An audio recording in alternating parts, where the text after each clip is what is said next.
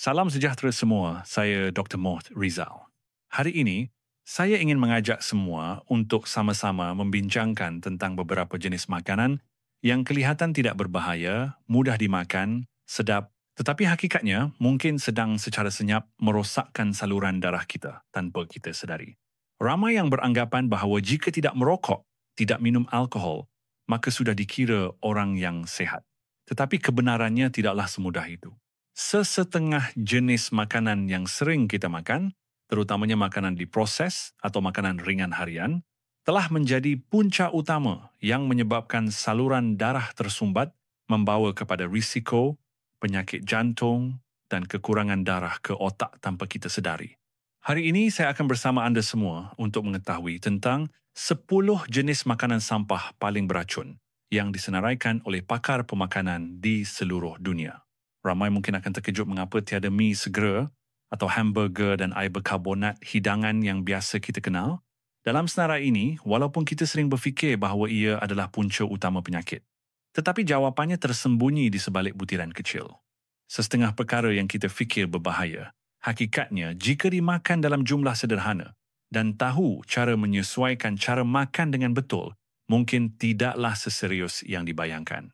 Contohnya seperti mi segera, ramai beranggapan ia berminyak, sangat masin apabila dimakan dan mengandungi banyak MSG.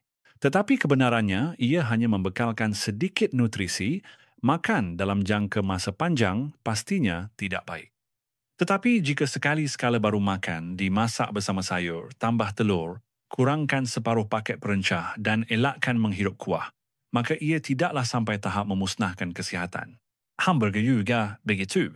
Memang benar jika makan roti kepingan daging goreng, kurang sayur, banyak sos, kemudian disertakan dengan kentang goreng dan air berkarbonat, maka jumlah kalori pastinya sangat tinggi. Tetapi jika mengubah resipi, pilih daging panggang dan bukannya goreng, makan bersama salad sayuran, kurangkan sos dan tidak minum air berkarbonat, maka hidangan ini juga tidak ubah seperti satu bekas nasi biasa. Oleh itu, perkara yang menakutkan bukanlah satu hidangan tunggal, tetapi perangkap daripada gabungan pelbagai jenis makanan dan tabiat pemakanan yang kurang kesedaran. Hari ini, saya akan bersama anda semua menyemak dari tangga ke-10 hingga ke satu jenis makanan yang kelihatan tidak berbahaya tetapi menyembunyikan bahaya sehinggakan pakar pemakanan terpaksa menggelengkan kepala. Mari kita lihat, adakah terdapat hidangan yang anda sedang makan secara tidak sengaja dengan kerap tanpa disedari? Sebelum kita masuk ke kandungan utama, jika anda merasakan video hari ini bermanfaat, sila type nombor 1 atau perkataan suka di ruangan komen. Itu adalah sumber semangat yang paling hangat buat pasukan kami.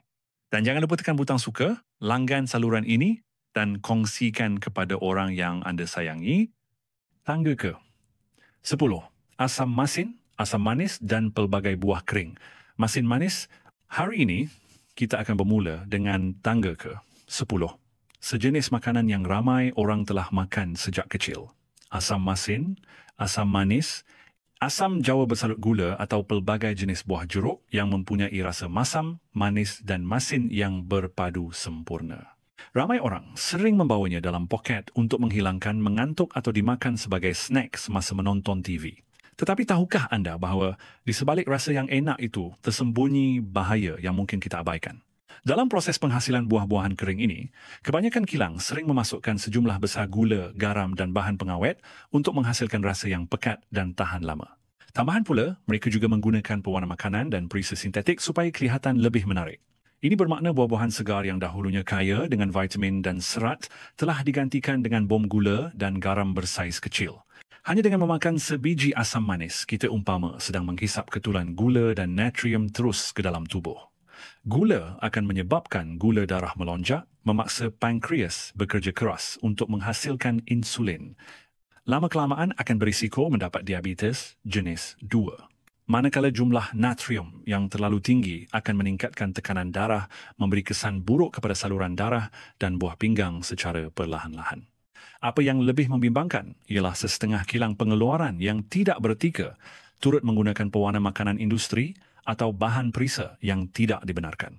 Jika terkumpul lama di dalam tubuh, ia boleh menyebabkan gangguan sistem saraf dan hati, membawa kepada keracunan kronik tanpa kita sedari. Oleh itu, biji asam kecil yang kelihatan tidak berbahaya, itu sebenarnya adalah snack yang mengandungi kandungan natrium tinggi, gula tinggi, tetapi nutrisinya sangat rendah. Jika sekali-sekala teringin makan sesuatu yang masa manis tidak mengapa, makan 1-2 biji untuk hilangkan rasa mengidam. Boleh. Tetapi jangan secara tidak sengaja menjadikannya tabiat setiap hari, kerana jika makan terlalu kerap, ia boleh menjadi pencetus kepada penyakit kardiovaskular pada masa hadapan. Tangga ke-9. Makanan dalam tin mudah, tetapi menyembunyikan bahaya. Dahulu, makanan dalam tin pernah menjadi penyelamat bagi banyak keluarga pada hari-hari yang sibuk. Ramai mungkin masih ingat rasa manis kepingan pig dalam sirap atau rasa lemak daging dalam tin yang hanya perlu buka penutup terus boleh dimakan. Tetapi apabila pengetahuan tentang pemakanan semakin meluas, ramai doktor dan pakar pemakanan telah mula menyuarakan amaran dengan lebih jelas. Kerana di sebalik kemudahan itu, terdapat risiko yang ramai orang tidak sangka. Punca utamanya ialah proses pengeluaran makanan dalam tin memerlukan suhu dan tekanan yang sangat tinggi, menyebabkan vitamin dan mineral penting hampir musnah sepenuhnya. Dan untuk tahan lama selama bertahun-tahun, pengeluar perlu memasukkan sejumlah gula, garam dan bahan pengawet yang melebihi keperluan. Cuba bayangkan 1 tin pig dalam sirap, hakikatnya ia adalah kepingan buah yang direndam dalam larutan gula pekat, membekalkan tenaga setara dengan 1 tin air berkarbonat. Bagaimana pula dengan daging dalam tin? Hanya 1 tin kecil boleh mengandungi jumlah natrium yang jauh melebihi tahap yang patut diambil oleh orang dewasa dalam sehari. Makan makanan dalam tin dengan kerap akan menyebabkan tubuh menyerap terlalu banyak garam dan gula, mengumpul lemak di perut, meningkatkan tekanan darah dan berisiko mendapat penyakit jantung tanpa disedari. Apa yang lebih membimbangkan ialah jika proses pengeluaran tidak cukup bersih, setengah jenis makanan dalam tin boleh dicemari bakteria Clostridium botulinum, jenis bakteria yang menghasilkan toksin sangat kuat menyebabkan kelumpuhan otot dan boleh membahayakan nyawa. Sudah tentu, saya tidak suruh anda membuang sepenuhnya makanan dalam tin. Jika perlu digunakan dalam situasi kecemasan atau hari-hari anda tiada masa memasak, menyimpannya beberapa tin di rumah bukanlah perkara yang buruk. Tetapi jangan biarkan ia menjadi hidangan utama anda. Kerana setiap kali anda memegang 1 tin makanan dan membuka penutupnya, saya mahu anda tanya diri sendiri, apa benda di dalamnya yang boleh tahan sampai bertahun-tahun? Jika anda sedang membina gaya hidup sihat yang mampan, makanan segar semula jadi adalah jawapan utama, manakala makanan dalam tin hanya patut menjadi pilihan sandaran pada hari-hari yang benar-benar perlu. Tangga ke-8. Biskut, kek dan pelbagai jenis roti industri. Pada waktu petang, jika dapat menikmati sekeping biskut mentega atau sepotong kek lembut bersama secawan kopi harum, sungguh menenangkan bukan? Tetapi saya mahu kita melihat dengan lebih mendalam sedikit. Kerana jenis-jenis roti dan kek ini, terutamanya yang dihasilkan secara industri dan dijual meluas di pasar raya, adalah satu lagi musuh kesihatan yang disamarkan dengan cantik. Pertama adalah lemak trans fat, yang tersembunyi dalam banyak jenis biskut. Supaya biskut kekal, rangup lama dan tidak berubah bentuk, pengeluar sering menggunakan margarine atau shortening yang merupakan lemak sayuran yang telah melalui proses hidrogenasi untuk menjadi lemak trans. Jenis lemak ini lebih menakutkan daripada yang anda sangka. Ia meningkatkan kolesterol jahat, LDL, menurunkan kolesterol baik, HDL, dan juga merangsang proses keradangan dalam saluran darah, dianggap sebagai salah satu faktor utama penyebab penyakit aterosklerosis koronari. Seterusnya adalah jumlah gula dan jumlah lemak dalam pelbagai jenis roti dan kek tinggi sehingga sukar dipercayai. Sekeping kek kecil yang nampak tiada apa-apa boleh membekalkan tenaga lebih banyak daripada semangkuk nasi. Tetapi makan tidak rasa kenyang menyebabkan kita secara tidak sengaja makan lagi tanpa sedar. Apabila dimakan dengan cara ini secara kerap, gula darah akan melonjak berterusan. Pankreas terpaksa bekerja keras untuk merembeskan insulin. Lama-kelamaan akan berisiko rintangan insulin, mudah naik berat badan dan juga membuka jalan untuk penyakit diabetes dan penyakit jantung datang lebih dekat. Selain itu, pelbagai jenis roti industri sering mengandungi perisa sintetik dan pewarna makanan supaya nampak lebih menarik dan sedap. Tetapi benda-benda ini semuanya menambah beban kepada hati, organ penting dalam menyingkirkan toksin. Seorang pakar pemakanan pernah berkata satu ayat yang saya ingat sampai bila-bila, biskut adalah benda yang paling jauh dengan definisi makanan kerana ia hampir tiada nilai nutrisi langsung. Saya tidak melarang anda makan sepenuhnya. Tetapi, jika kita menggunakan roti dan kek untuk menggantikan hidangan ringan setiap hari, malah setengah orang makan sebagai ganti nasi apabila lapar, akhirnya tubuh tidak akan tahan dan menunjukkannya dalam bentuk penyakit-penyakit yang kita tidak sangka. Jika teringin makan sesuatu yang rangup, cubalah beralih kepada badam panggang tanpa garam atau pelbagai jenis buah-buahan segar seperti pisang, oren, epal. Ia bukan sahaja membantu memberikan rasa manis yang lembut, tetapi juga membawa serat dan vitamin yang tubuh akan terima dengan gembira. Tangga ke-7. Air berkarbonat dan minuman bergula. Bercakap tentang perkara ini, pasti ramai yang tidak begitu terkejut, bukan? Sama ada Coca-Cola, air berkarbonat perisa sarsi, atau mana-mana air gas bergula lain, semuanya mempunyai satu nama dalam dunia perubatan, iaitu bom gula cecair, dengan sebab-sebab yang apabila didengar mungkin anda mahu berhenti minum serta-merta. Cuba fikirkan, hanya dengan minum satu gelas air berkarbonat saiz sederhana, anda umpama telah menelan 7,8 sudu gula serentak. Bagaimana tubuh boleh memprosesnya sempat? Gula darah akan melonjak dengan pantas dan pankreas terpaksa tergesa-gesa menghasilkan sejumlah besar insulin untuk mengawal mengelakkan keadaan berbahaya. Tetapi tindakan mengejutkan pankreas berulang kali setiap hari akan menjadi tindakan pemusnahan senyap, akhirnya membawa kepada diabetes, rintangan insulin dan obesiti tanpa disedari. Terutamanya pada warga emas, apabila sistem metabolisme sudah mula perlahan, risiko meningkat berkali ganda.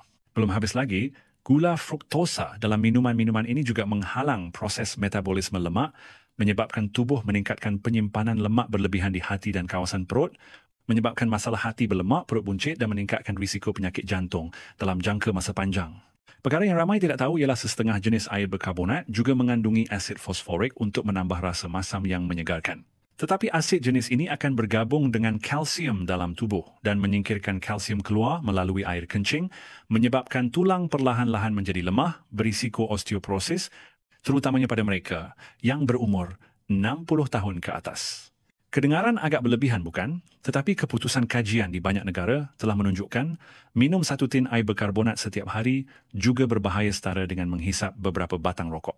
Ia bukan sekadar masalah berat badan atau kerosakan gigi, tetapi adalah pemusnahan sistem saluran darah, sistem tulang dan keseimbangan hormon serentak yang kita tidak sedari. Oleh itu, sebelum anda memegang satu tin air berkarbonat sejuk untuk diminum pada waktu petang, tanya diri sendiri sekali lagi, kita sedang menghilangkan dahaga atau sedang menyalakan api membakar tubuh dari dalam. Kadang-kala, minum segelas air kosong biasa adalah keputusan yang membantu saluran darah anda lebih lancar dan selamat daripada yang anda sangka. Tangga ke-6. Makanan jeruk, hidangan masin yang diawet dengan garam. Makanan jeruk seperti sayur jeruk, ikan pekasam atau ikan kering adalah hidangan biasa di dapur Malaysia sejak zaman dahulu dengan kebijaksanaan rakyat membantu mengawet makanan tahan lama tanpa peti sejuk. Ramai mungkin berfikir bahawa hidangan kampung sebegini pasti tiada masalah. Tetapi kebenaran daripada kajian perubatan moden menunjukkan sisi yang berbeza. Pertama adalah masalah natrium atau garam dalam makanan jeruk mempunyai kandungan yang sangat tinggi, jauh melebihi tahap yang patut diambil oleh tubuh setiap hari. Contoh mudah. Hanya satu piring kecil sayur jeruk atau ikan pekasam boleh menyebabkan anda mengambil jumlah natrium melebihi had serta-merta. Dan apabila jumlah garam meningkat, tekanan darah juga akan perlahan-lahan naik, menyebabkan dinding saluran darah mengeras, jantung terpaksa bekerja lebih dan berisiko strok dalam jangka masa panjang. Bukan itu sahaja, buah pinggang kita juga terpaksa menanggung beban yang lebih besar untuk menyingkirkan garam berlebihan, menyebabkan fungsi buah pinggang merosot lebih cepat tanpa disedari. Tetapi perkara yang paling membimbangkan adalah bahan nitrosamin yang sering terbentuk dalam proses penjerukan, terutamanya dalam makanan yang dijeruk mengikut cara kampung tanpa kawalan kebersihan atau suhu yang ketat. Bahan ini dikenali sebagai karsinogen, penyebab kanser yang kuat, terutamanya kanser perut, usus dan nasofaring. Di banyak kawasan yang mempunyai tabiat memakan ikan kering atau ikan pekasam hampir setiap hari, kadar kanser nasofaring dan saluran pencernaan tinggi secara luar biasa, yang mana penyelidik percaya ia berkaitan dengan pendedahan jangka panjang kepada karsinogen daripada makanan jeruk. Cuba fikirkan, hidangan yang kita biasa makan rasa sedap dan kampung ini sebenarnya mungkin adalah racun perlahan yang secara senyap merosakkan tubuh tanpa kita sedari. Saya tidak bermaksud mengatakan mesti pantang sepenuhnya makanan jeruk. Cuma tolong ingat bahawa segalanya perlu bersederhana.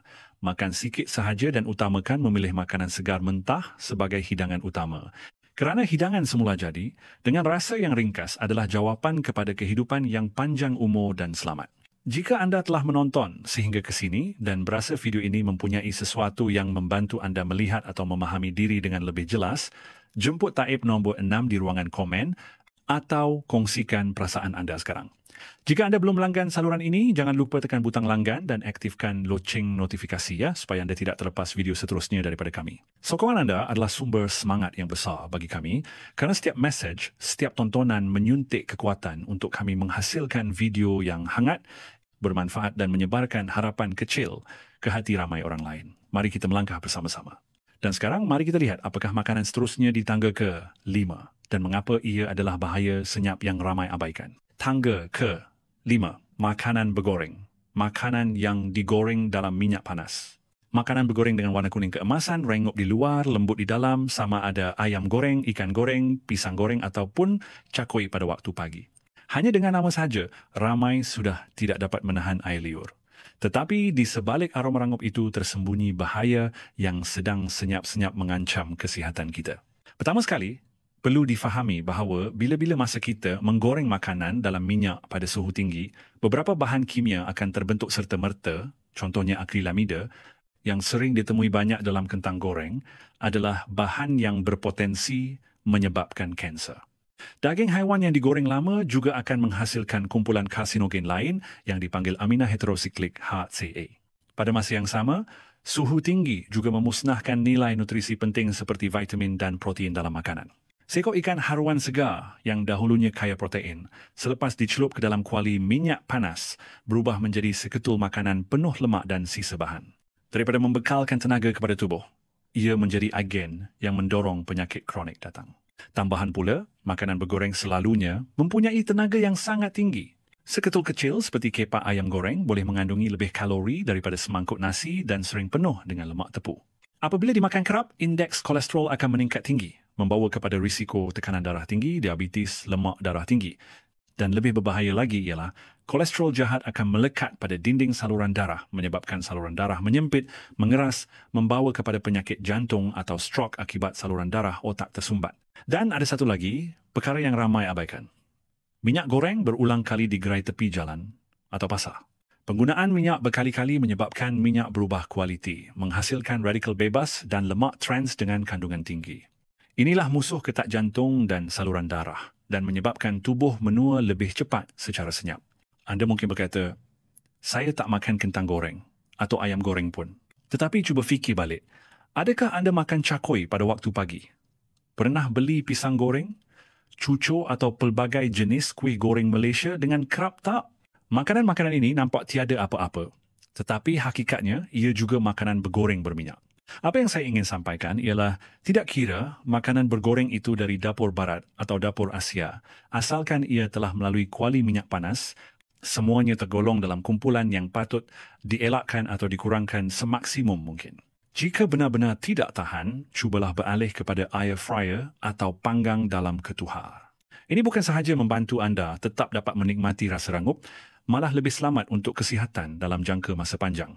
Tangga ke-4. Daging tiruan, berbola goreng dan bahan makanan diproses kilang dalam hidangan steamboat. Setiap kali pergi makan steamboat, ramai suka memasukkan pelbagai jenis berbola ikan, berbola daging lembu diproses ke dalam periuk, kerana fikir ia mudah dan membantu menambah protein tanpa perlu penyediaan rumit. Tetapi tahukah anda, kebanyakan jenis berbola goreng itu hampir tidak diperbuat daripada daging sebenar. Sesetengah jenis hanyalah campuran tepung kanji, sisa daging, perasa dan pewangi sintetik yang digaul dan ditekan menjadi bentuk yang menarik. Tidak kurang kilang yang menggunakan pewangi sintetik yang kuat, serbuk perapan dan bahan penambah kekenyalan menjadikan berbola goreng nampak kenyal dan sedap. Sedangkan, hakikatnya rasa sedap itu datang daripada bahan kimia dan bukannya nilai nutrisi. Hasilnya, walaupun mudah dan senang dimakan, jenis-jenis berbola goreng diproses ini hampir tiada zat makanan sebenar. Terutamanya, bahagian daging telah digantikan dengan tepung kanji dalam kandungan tinggi. Jika makan kerap, boleh menyebabkan gula darah turun naik dan berat badan naik tanpa disedari. Satu lagi, Risiko tersembunyi adalah jumlah natrium dalam pelbagai jenis berbola goreng ini sangat tinggi. Hanya beberapa biji boleh menyebabkan tekanan darah melonjak melebihi tahap selamat. Perkara ini sangat berbahaya bagi warga emas. Dan perkara yang ramai abaikan ialah hati dan buah pinggang terpaksa menanggung beban menyingkirkan bahan kimia ini. Jika makan kerap, organ penyingkiran racun akan semakin letih dan berisiko merosot fungsinya dalam jangka masa panjang. Pemeriksaan rawak di Malaysia telah mendapati bahawa setengah jenama berbola ikan yang dijual di pasaran mempunyai kandungan ikan sebenar kurang daripada 20%.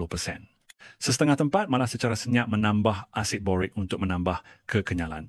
Bahan ini berbahaya kepada buah pinggang dan sistem saraf jika terkumpul dalam tubuh. Cuba bayangkan, satu periuk steamboat kecil boleh mengandungi penuh tepung murah, pewangi, pewarna dan bahan kimia yang tidak diketahui sumbernya. Jadi bagaimana tubuh kita boleh tahan?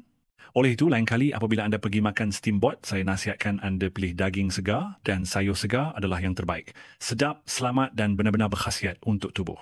Elakkanlah berbola goreng yang berwarna-warni tetapi penuh dengan bahan tambahan, ya.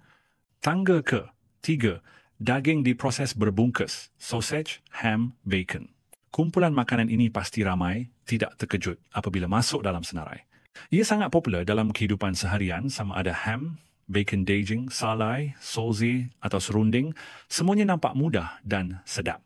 Tetapi kebenarannya menyembunyikan risiko yang ramai abaikan. Dalam proses pemprosesan daging-daging ini, kilang sering menambah sejumlah besar garam bersama bahan yang dipanggil nitrit atau natrium nitrate yang berfungsi membantu daging mengekalkan warna cantik, tidak busuk dan nampak menyelerakan. Tetapi bahan ini apabila masuk ke dalam tubuh boleh bertukar menjadi nitrosamin, sejenis karsinogen berbahaya. Pertubuhan Kesihatan Sedunia telah mengelaskan daging diproses ke dalam kumpulan satu karsinogen, bermakna terdapat bukti jelas menunjukkan ia meningkatkan risiko kanser usus besar dan kanser perut, terutamanya jika dimakan kerap dan berterusan dalam jangka masa panjang. Selain risiko kanser, daging diproses juga mempunyai kandungan lemak tepu yang sangat tinggi, terutamanya bacon atau sausage yang mengandungi banyak lemak. Makan kerap akan meningkatkan tahap kolesterol dan trigliserida dalam darah, membawa kepada risiko aterosklerosis dan penyakit jantung dalam jangka masa panjang.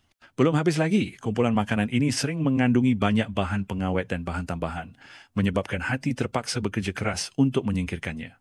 Jika tubuh menerima secara berterusan, hati boleh menjadi lemah atau membawa kepada keadaan sirosis hati. Satu lagi perkara membimbangkan ialah setengah jenis sausage murah menggunakan sisa daging berkualiti rendah dicampur dengan tepung dan sejumlah besar bahan tambahan dihasilkan dalam persekitaran yang mungkin tidak bersih, memudaratkan kesihatan tanpa disedari. Semua faktor ini digabungkan telah menjadikan daging diproses sebagai salah satu pembunuh senyap yang bersembunyi di dapur generasi baru. Ramai mungkin berfikir hanya makan sekeping ham pada waktu pagi atau sekali-sekala makan sausage tidak mengapa. Tetapi apabila tabiat ini berulang kerap, ia akan menjadi beban terkumpul kepada tubuh tanpa kita sedari.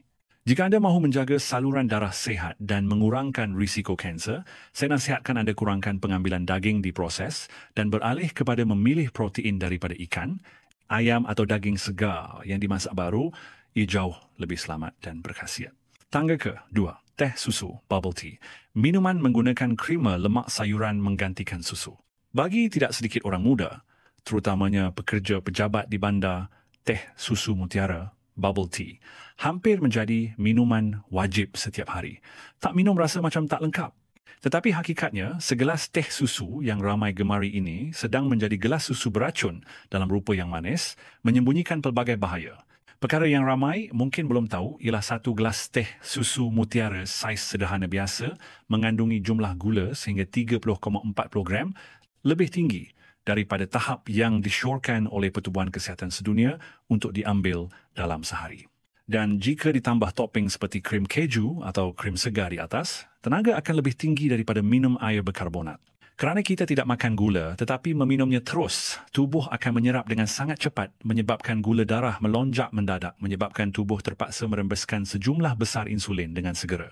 Jika minum begini setiap hari dalam jangka masa panjang, kemungkinan besar berat badan akan naik mendadak dan diabetes akan datang tanpa disedari.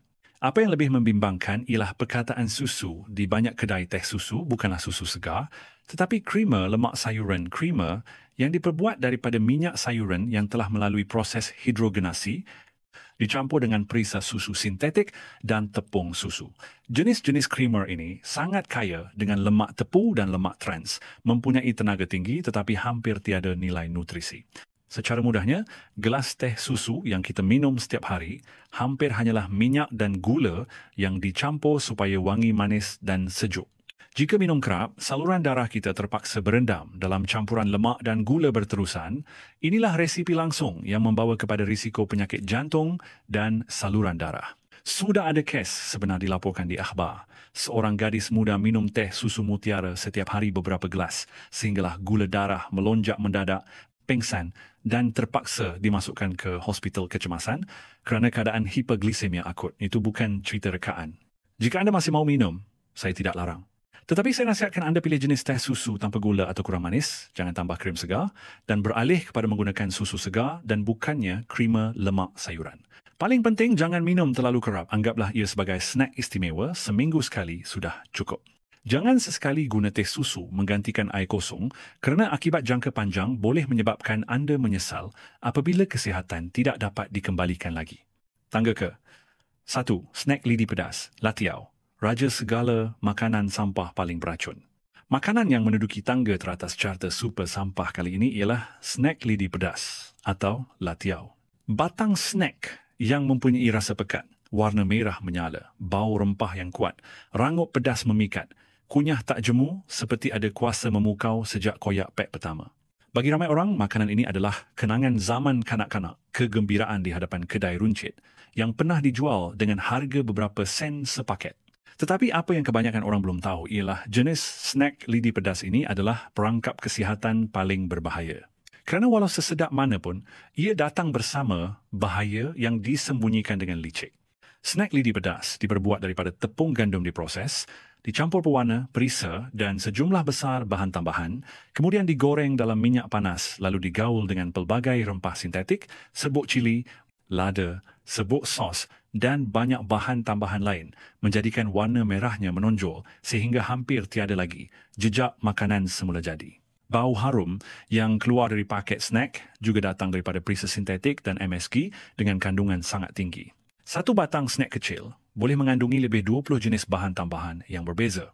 Inilah sebab mengapa ramai orang makan jadi ketagih, kunyah nak kunyah lagi tanpa sedari bahawa tubuh sedang mengumpul natrium, lemak trans dan bahan kimia sedikit demi sedikit. Snack lidi pedas juga mengandungi jumlah natrium jauh melebihi tahap yang disyorkan setiap hari. Hanya makan 1-2 paket boleh menyebabkan tekanan darah naik tanpa disedari.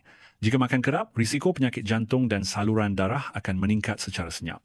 Dan yang lebih teruk lagi ialah minyak yang digunakan untuk menggoreng selalunya minyak goreng semula berkali-kali, menghasilkan bahan oksidatif yang merosakkan dinding saluran darah dan merangsang pengumpulan kolesterol jahat dalam darah, tidak ubah seperti pelbagai jenis makanan bergoreng biasa. Selain itu, bahan pengawet, pewarna dan perisa juga memberi beban besar kepada hati dan buah pinggang, organ yang perlu bekerja berterusan untuk menyingkirkan bahan kimia ini dari tubuh. Sudah ada kes setengah orang makan setiap hari menggantikan hidangan utama dan terpaksa dimasukkan ke hospital kerana radang perut, usus atau malah kegagalan buah pinggang akut. Walaupun snack lidi pedas dari kilang besar mungkin mematuhi piawaian kebersihan, tetapi jumlah bahan tambahan yang dimasukkan tetap lebih tinggi daripada keperluan. Dan jika makan kerap, keburukannya juga tidak beza dengan jenis snack yang dihasilkan di premis kecil yang pernah didedahkan media sebagai mencampur tepung dan bahan kimia di atas lantai kotor dengan tangan kosong.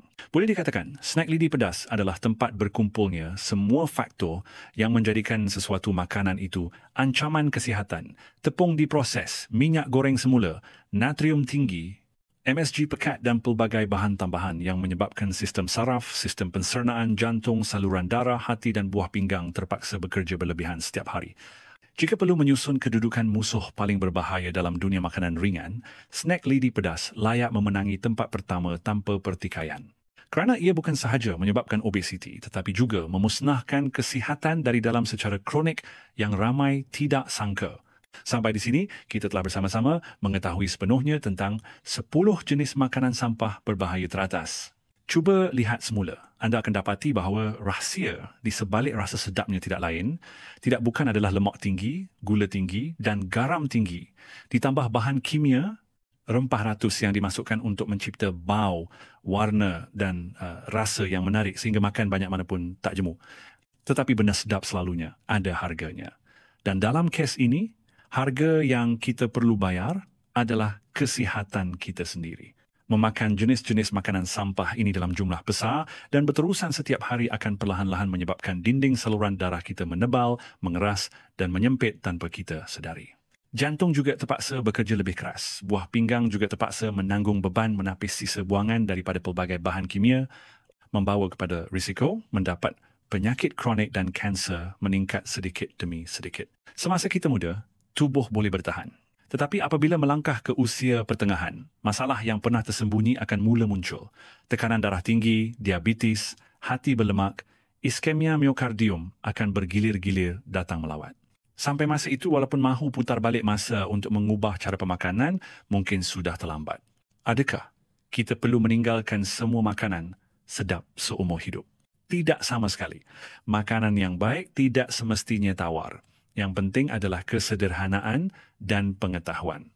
Kita tidak perlu melarang diri sepenuhnya daripada makanan yang kita suka, tetapi sekurang-kurangnya patut tahu cara mengehatkan dan memilih benda yang lebih bermanfaat untuk kesihatan. Saya faham, akan ada hari-hari kita teringin makan snack, teringin makan goreng-goreng, makan sedikit sekali-sekala tidak mengapa. Tetapi berhati-hatilah, jangan biarkan benda-benda ini menjadi makanan tetap di rumah sehingga menjadi tabiat. Kerana jika anda mahukan kesihatan yang baik dalam jangka masa panjang, perkara paling penting adalah disiplin di atas pinggan makanan anda. Utamakan sayur-sayuran, buah-buahan, bijirin penuh dan protein berkualiti baik, kerana itulah sumber tenaga sebenar tubuh, bukannya lemak trans daripada makanan bergoreng atau MSG daripada snack. Ingatlah, rasa di hujung lidah hanya bertahan beberapa minit tetapi boleh mencipta kesakitan dalam tubuh sepanjang hayat. Itu benar-benar tidak berbaloi. Mulakan dari hari ini, pilih untuk undur setapak daripada jenis-jenis makanan sampah berbahaya ini, kembali mengambil berat dan menjaga tubuh, aset paling berharga kita. Kerana akhirnya, kesihatan yang baik adalah asas kepada segala kebahagiaan. Di meja makan, apabila tubuh sihat, kita masih berhak memilih makan makanan sedap dengan bebas. Bukannya duduk melihat orang lain makan, kemudian balik makan bubur cair kerana doktor larang. Semoga semua orang menjaga diri, kawal mulut, melangkah keluar bersenam dan hidup dengan penuh kesedaran. Kerana jika dibandingkan secara adil, makanan sampah yang mengandungi banyak lemak trans, gula dan natrium juga merangsang keradangan saluran darah, tidak ubah seperti rokok dan memenatkan jantung seperti alkohol. Sama ada asap rokok, alkohol atau snack jika diambil terlalu kerap semuanya akan menjadi racun kepada tubuh. Kita perlu bergantung kepada tabiat baik dalam hidup untuk menjauhi segala risiko. Akhir kata, semoga semua orang kenyang dengan makanan yang baik dan puas hati dengan kesihatan yang berkekalan. Itulah rasa sedap yang sebenar.